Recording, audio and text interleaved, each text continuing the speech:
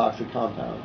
You know, you take too much one time, you take too little, you'll learn. Nobody wants to get too high. That's a general rule for pot. All right? You like to get high enough that you're feeling good. You don't want to feel bad. You take too much, you'll feel bad. Yeah, in general, it relieves anxiety. It promotes sleeping. It's a pain reliever for chronic pain, especially. You know, it does all the things that you need if you're on cancer. If you're a cancer patient, you know what the government touts as the anti-nausea properties. Well, that's insignificant essentially compared to the fact that it's killing cancer cells. Right. You know, and that's neuroprotective, so and cardioprotective. So a lot of times when you're getting a variety of treatments like X-rays or a variety of chemotherapeutic agents that can damage the heart, the cannabinoids protect against that. So everywhere you look, you put the story together and it says, hey, everybody should be using cannabis regardless of what treatments you're using. This is probably going to be good for you on a variety of levels. Now, when you say using cannabis, are there benefits to, say, ingesting the raw plant? Yeah, actually, some of the doctors in California now are just feeding their patients leaves. Really? Depending on, because you see, the plant has so many different compounds in it that are bioactive. We have about 65 different cannabinoid compounds, some of which get you high, some of which don't, but they have some structural relationships, all right, so that classify them as cannabinoids. Then you have a variety of other compounds, flavonoids, terpenoids, which cannabinoids are a subset of, that have a lot of biological properties in terms of pain, depression, immune modulation.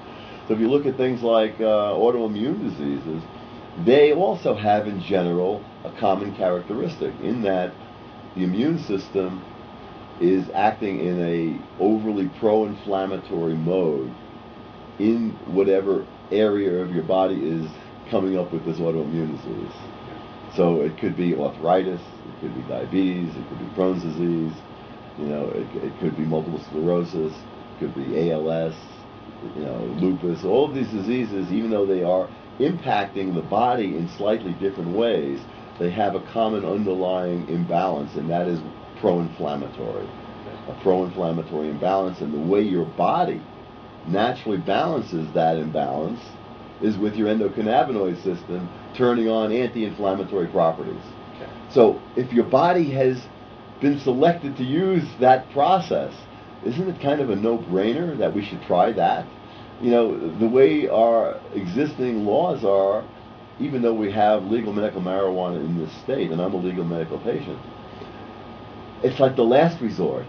That's backwards. It should be the first resort. They'd rather give you synthetic variant like Marinol or something. Well, even that is very limitedly used, and it costs $1,500 a month. They'd rather you use pharmaceuticals that the pharmaceutical company has spent a fortune to develop, and in some cases they work great, but typically they are associated with a horrendous array of negative side effects. You know, read. Wake up, Michigan. The sky is falling. Now is the time for a major investment. We need to invest in our infrastructure, our students, our environment, our future. What's up? It's me, your pal, Peace Bud. Today I would like to introduce to you the future of renewable energy sources for America and the planet. My friend, the cannabis plant. A great deal of propaganda has been created to slander this totally beneficial plant. But did you know that the evolution of human society has depended on this wonderful plant for centuries? Cannabis sativa. As far back as 2800 BC, it was being used as a medicine in ancient China. It was used to treat rheumatism, malaria, and ease the pain of gout. During the 1800s, 3,000 years later, it was being utilized as a medicine throughout Western Europe. And it wasn't until 1937 that marijuana was made illegal in the United States. Cannabis hemp has been used throughout history to make fabrics, rope, and paper. Years ago I read a book I think that a lot of us have read by now called The Emperor Wears No Clothes, and it was in that book there was a reprint of an article. The one thing in that book that I saw that could not be argued with was an article that came out in the 1938 edition of Popular Mechanics magazine, February edition, if anybody wants to go check it out, that said a new $1 billion crop for the farmers. Most people that I talked to had no idea, just like me, that hemp and marijuana was the same thing. We were ignorant of that fact. Also, we were ignorant of the fact that hemp could be used as food. It can be used as clothing. The first Levi's in this country were made from hemp. The first Bibles were printed on hemp paper. The Declaration of Independence, the first 2 copies of this was printed on hemp paper. People don't know that. It is completely renewable, easy to propagate, and it produces high yields in almost any environment.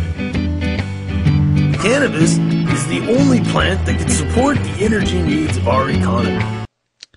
In 1916, the U.S. government predicted that by the 1940s all paper would come from hemp and that no more trees need to be cut down. Government studies report that 1 acre of hemp equals 4.1 acres of trees. Plans were in the works to implement such programs. Quality paints and varnishes were made from hemp seed oil until 1937. 58,000 tons of hemp seeds were used in America for paint products in 1935.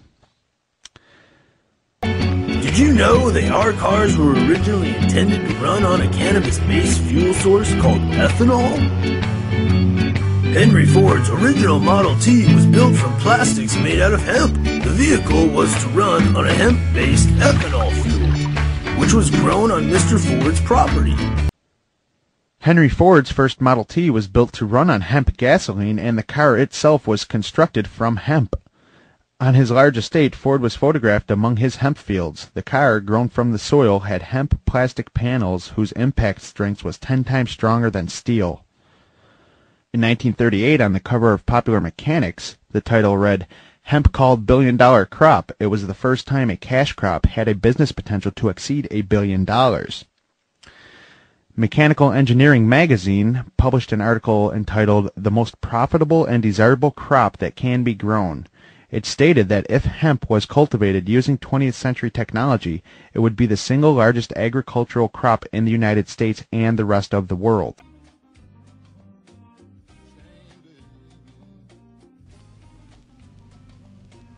Amongst the thousands of products made from hemp, one of the most extraordinary is Henry Ford's plastic car.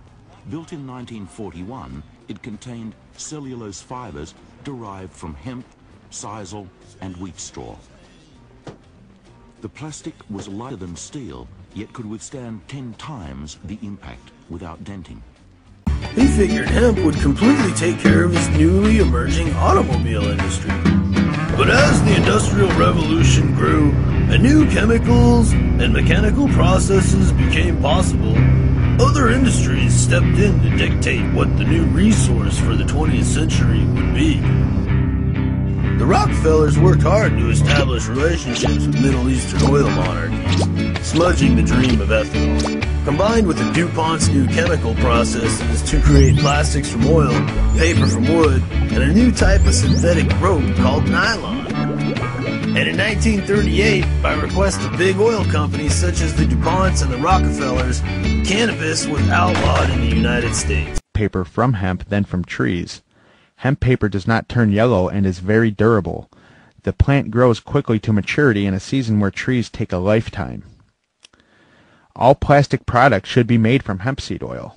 Hemp and plastics are biodegradable. Over time, they would break down and not harm the environment. Oil-based plastics, the ones we are very familiar with, help ruin nature. We now live in the outcome of the Industrial Revolution, and our machines have become reliant on oil. Now we have to reconfigure our world, or slip into darkness. Oil is an economy based on death.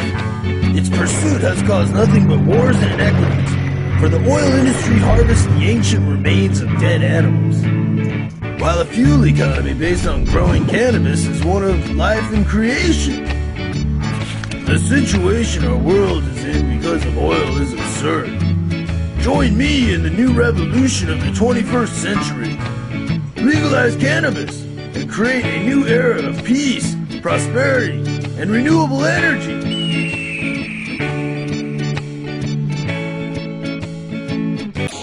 We send the hemp growing up to Canada, then we buy the products that we make from hemp. So we export our jobs to Canada. Hemp is a good product that we prohibit from being used, and it was legal up until even after World War II. We were allowed to raise hemp in this country. This is how hysterical this war on drugs has gotten.